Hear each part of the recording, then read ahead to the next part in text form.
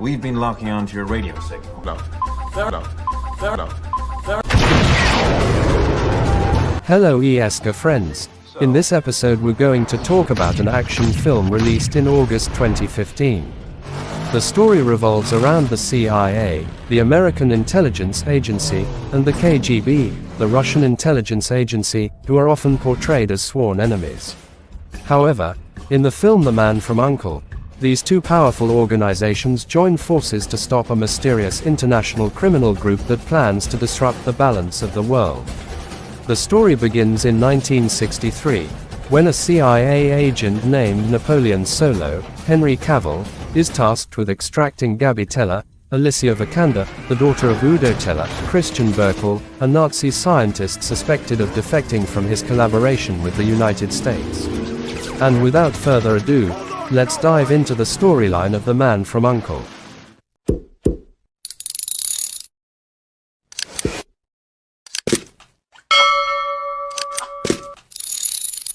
After Germany's defeat in World War II, Berlin was divided between two powers, America and Russia.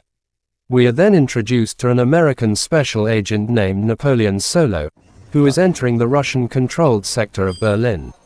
That night, he is there to meet a female mechanic named Gabi. The two have never met before, but since there isn't much time, Solo immediately explains the reason for his visit. Gabi's father, Drive Teller, a renowned atomic bomb scientist, recently disappeared after years of working for America. According to intelligence reports, he is now in Rome, and Gabi's uncle is believed to know why Drive Teller is there and whom he is working for. Although Gabi hasn't seen her father in 18 years, she has a close bond with her uncle. That is why Solo offers Gabi the chance to come with him in order to find Drive Teller, but they don't have much time, because when Solo crossed the border earlier, the immigration officer secretly planted a tracking device in his suitcase. Now, across the street, a suspicious man is spotted, clearly trying to capture the two of them. Since leaving the garage, their car has been tailed. Solo, hiding in the back seat, begins assembling his pistol, and when they finally cross paths with their pursuers, suddenly, the shot was accurate, but their opponent had incredible reflexes, and the chase continued. Fortunately, Gabi wasn't just a skilled mechanic, but also an expert driver, and in the end she managed to outsmart their pursuer.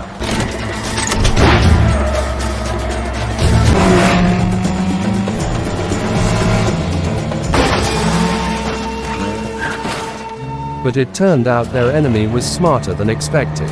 That's why Solo got out of the car, fired several shots, and managed to make his opponent crash.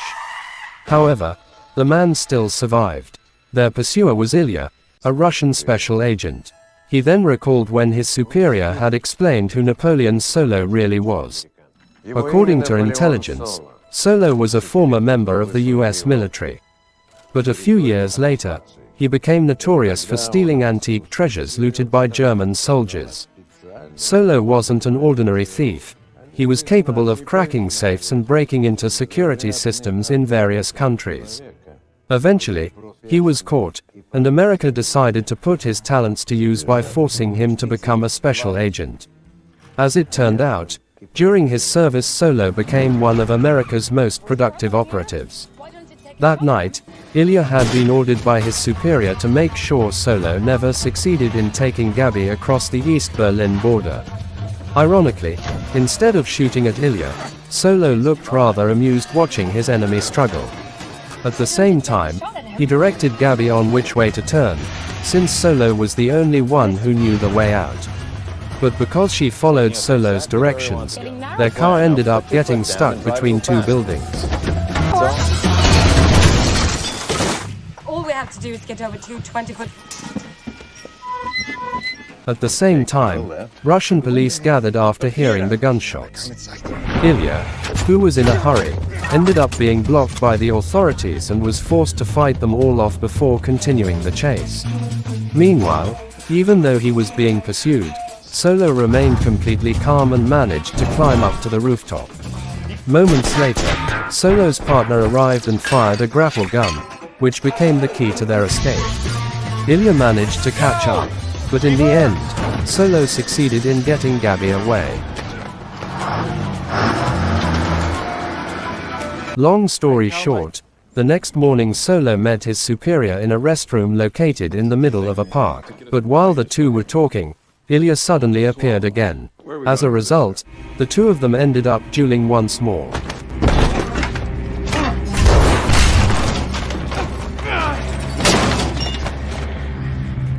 It turned out that Ilya's superior was also at the same location, and the two of them were actually meant to become partners in a joint mission.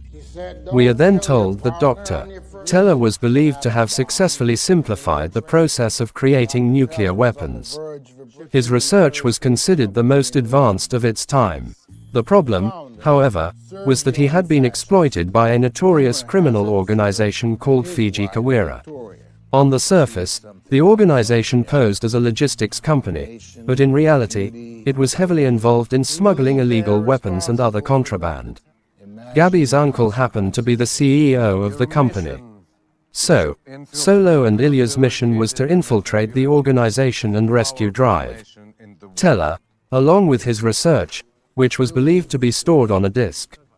That afternoon, Solo and Ilya were given the chance to get to know each other better in order to ensure the mission's success. But, as you might expect, the two of them were like oil and water. Even during their introduction, they were already mocking and teasing one another. By the way, out of curiosity about Ilya, Solo had done some digging the night before. He discovered that Ilya was actually the son of a former Communist Party official.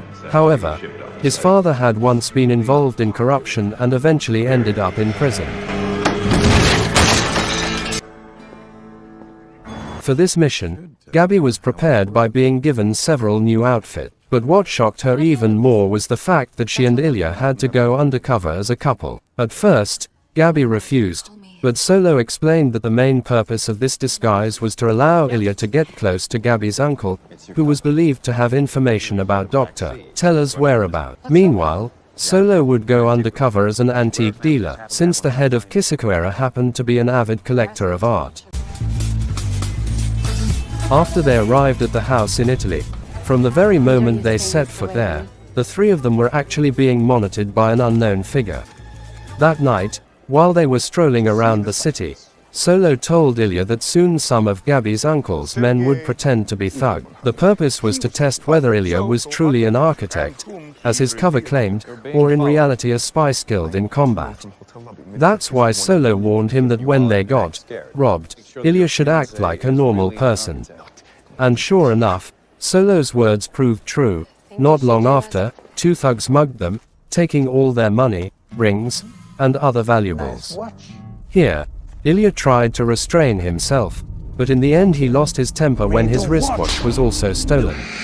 His reaction almost blew their cover, but he explained that he was furious because the watch that had just been taken was a gift from his father. The two men started arguing again, but fortunately Gabby quickly stepped in to break it up. The next morning, when he woke up, Solo realized that several of his tools and clothes had been bugged. And of course, it was Ilya's doing.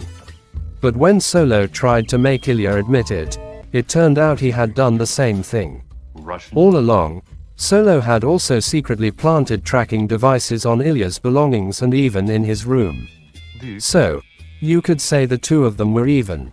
That morning, their plan was to attend the birthday celebration of the Vinciguerra company. Gabby had been invited there by her uncle. Long story short, once they arrived at the event, they were immediately greeted by Gabby's uncle, Rudy. But contrary to Ilya's expectations that he would be warmly welcomed by his fiancée's uncle, Rudy did nothing but belittle him. What Ilya hated most was that Rudy kept insulting his home country. Unable to control his emotions, Ilya chose to cool off in the restroom. Meanwhile, Solo had to enter the event in his own way. He stole someone else's invitation in order to get inside, but his mission went beyond that.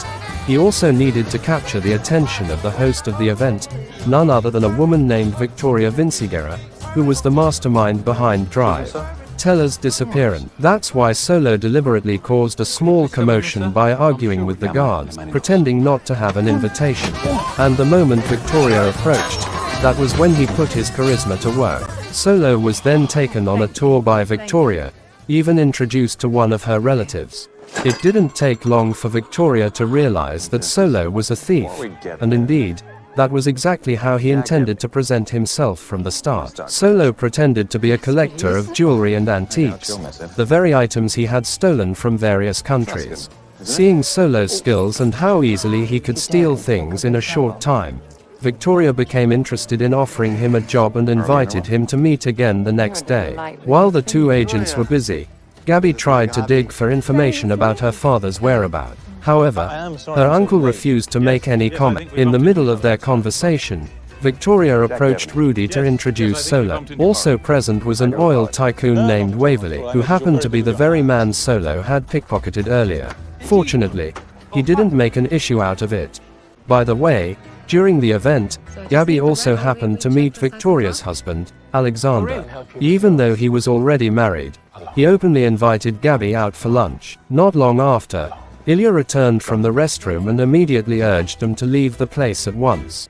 He looked to be in quite a hurry, since he had just vented his anger by beating up 3 arrogant young men he happened to encounter while washing his hands. Long story short, while at the hotel, Ilya showed the photos from his special camera, where he managed to detect several employees of the U.N.C.L.E company who were exposed to radiation within the last 24 hours.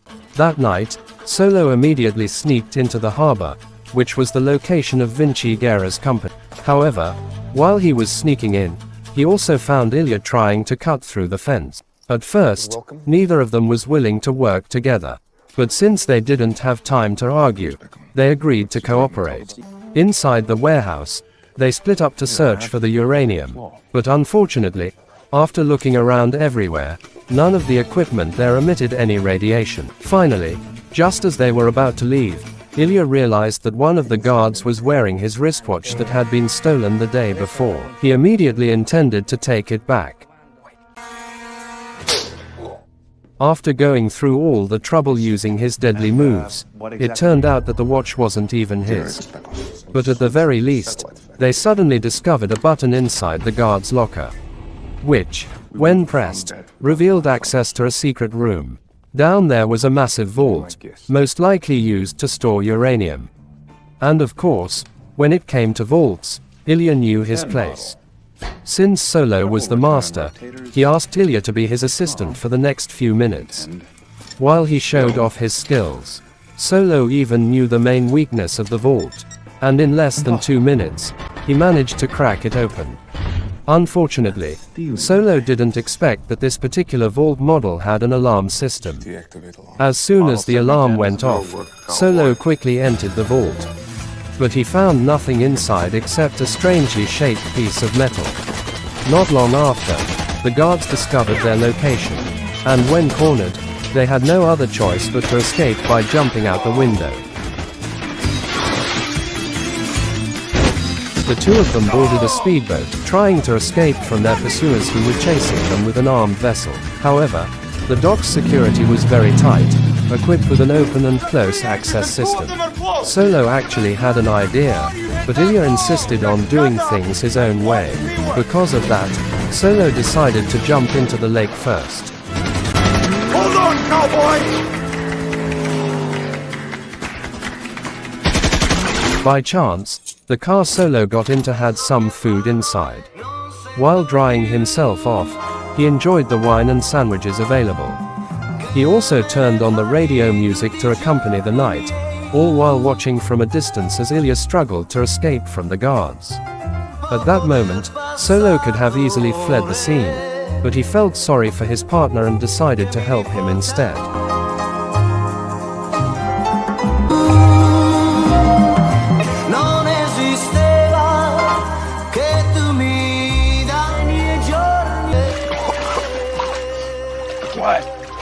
That night, Gabby received a call from her uncle asking to meet the next morning, but on the condition that Ilya was not allowed to come along. It seemed like he wanted to discuss something confidential, but there was something strange about Gabby's behavior. Right after hanging up the call with her uncle, she immediately called someone else to report about the meeting tomorrow. So, who is Gabby really? On the other hand, Solo's troubles weren't over, because after the earlier incident, Victoria suspected him of being the main culprit behind the vault break-in. After all, Solo was the only one capable of pulling off something like that, even more so when he didn't answer her call.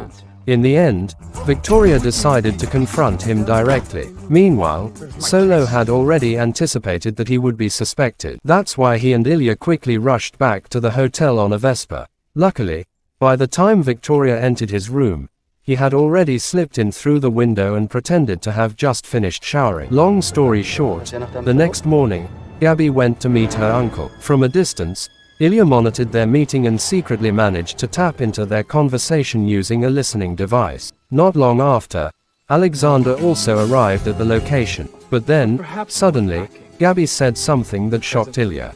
Instead of acting, Gabby directly exposed Ilya and Solo's cover. Her intention was to be taken to her father. Realizing that his cover had been blown, Ilya immediately fled the scene. Once Victoria learned that Solo was an agent, she immediately took advantage of their lunch meeting that afternoon by secretly slipping a sedative into his drink. After he fell into her trap, Victoria explained what Gabby had done. But instead of being shocked, Solo remained calm and chose to collapse onto a sofa.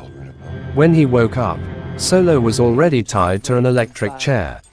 It turned out that Gabby's uncle was an executioner for the Tijigara company, trusted to torture captured agents and infiltrators. Unfortunately, Victoria couldn't stay to witness Solo's death, as she had to leave first. However, she instructed Rudy to torture him slowly. Over and over, Solo endured the torment, until eventually the electric chair being used to torture him short-circuited. Just when Solo was about to lose hope, Ilya suddenly showed up to save him. And of course, once freed, it was time for revenge, especially since Ilya had been itching to beat up Gabby's uncle since yesterday. By the way, Rudy, without needing to be tortured, immediately spilled all the secrets he knew about Dr. Taylor's research. He revealed that they had successfully built an atomic bomb, and that the next morning, Germany was sending a submarine to transport it. Rudy even offered to testify at the international court if they spared his life. Hearing this offer, Solo and Ilya hesitated on whether to let him go or not. They decided to step outside for a moment to discuss it. But during that moment, the electric chair Rudy was strapped to suddenly powered back on. And in the end, Rudy was killed. By the way, since she had successfully exposed Solo and Ilya's cover, Gabby was finally given the chance to meet her father. Coincidentally, Drive. Taylor was in need of some extra motivation at that moment. Not long after, the two of them were picked up by helicopter by Waverly. Remember the man whose invitation Solo pickpocketed yesterday? It turned out he was the commander of British intelligence. Soon after, both of their superiors called and gave instructions for them to work with Waverly to stop the atomic bomb shipment the next day. On top of that, each of them was specifically ordered to seize the disk containing Drive. Taylor's research, even if it meant killing their partner. On the other hand, Gabby told her father that she had a plan to neutralize the bomb he had built. And Gabby turned out to be nothing like we thought, because all along, she was actually a British agent working undercover. Her act of exposing Ilya's cover was actually an order from Waverly. In fact, Gabby had only recently been recruited by the British, as she was suspected of being targeted for abduction by the German. But instead, Solo and Ilya showed up in the middle of the operation, and the British government decided to make use of them. Inside the lab, Gabby and her father attempted to sabotage the bomb they were assembling by inserting a special device. However, midway through, their actions were discovered, and Gabby was immediately thrown into prison. Dr. Taylor was then ordered to fix the bomb within 20 minutes, or his daughter's life would be at stake. Of course, Waverly had already anticipated this, which was why they had prepared an ambush that was about to be carried out. Unfortunately, just as Dr. Taylor managed to finish his task, he was suddenly killed by Victoria, while the disk containing his research was also seized. When the ambush operation began, the British Special Forces stormed Vishigara Island. Solo and Ilya were among them.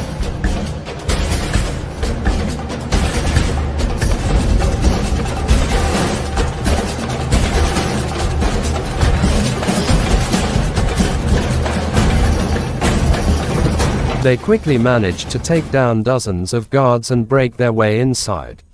But once they arrived, the lab was already empty. And so was the cell where Gabby had been held. It turned out Alexander and his wife had planned their escape from the start. Solo and Ilya then gave chase using different vehicles. However, since they were already far behind, Solo tried to catch up by cutting through several shortcuts. And Ilya did the same. In the end, they successfully disabled Alexander's car.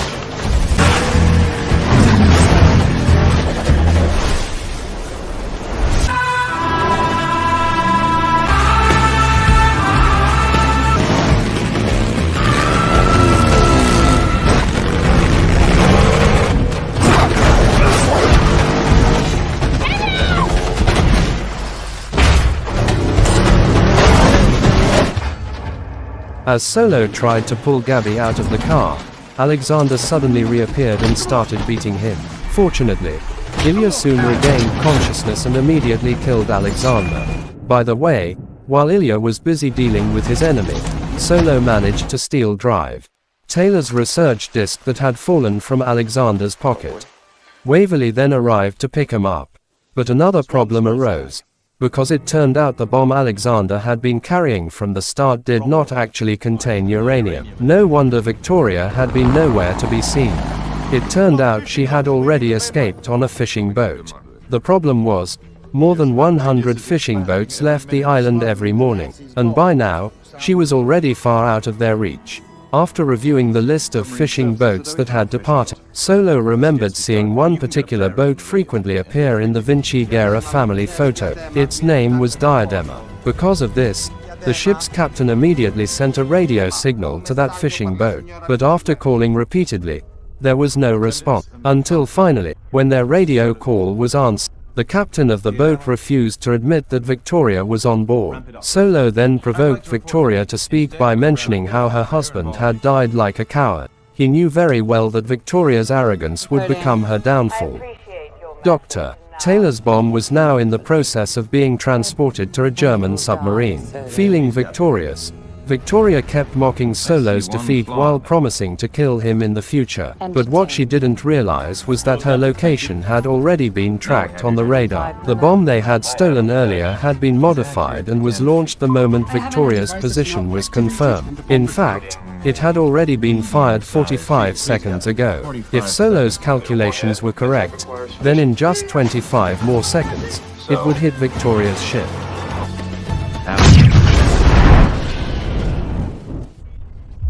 Long story short, the next morning they were getting ready to leave the hotel. But suddenly, Ilya received a call from his superior, telling him that Solo currently had Drive, Taylor's research disk. Therefore, Ilya was ordered to take it back. And if he failed, he would be thrown into prison just like his father. Angry at being threatened and belittled by his own superior, Ilya lashed out in frustration. But in the end, he had no choice but to obey the orders. He went to Solo's room, pretending to have a chat before parting ways. There, he saw that Solo still had Drive, Taylor's research disk, so Ilya prepared to draw his pistol. But Solo had anticipated this from the start. Out of nowhere, he handed Ilya the wristwatch he had been searching for all along. Coincidentally, when Solo infiltrated Vinci-Guerra's estate the other day, he had knocked out one of the guards who happened to be the one who stole Ilya's watch. Solo also knew that Ilya had come to his room to seize the research disk. And in the end, instead of killing each other, the two of them decided to burn the disk. Not long after, Waverly joined them to inform that he had just spoken with both of their superiors. Given the success of yesterday's mission, the three of them would be assigned to another mission together under Waverly's command. And their team codename would be called U.N.C.L.E. And with that, the movie comes to an end. That's it for today's movie recap. Guys, don't forget to support this channel by clicking subscribe, like, share, and leave your comments if this video entertained you. See you in the next one. Cheers, ESCA friends.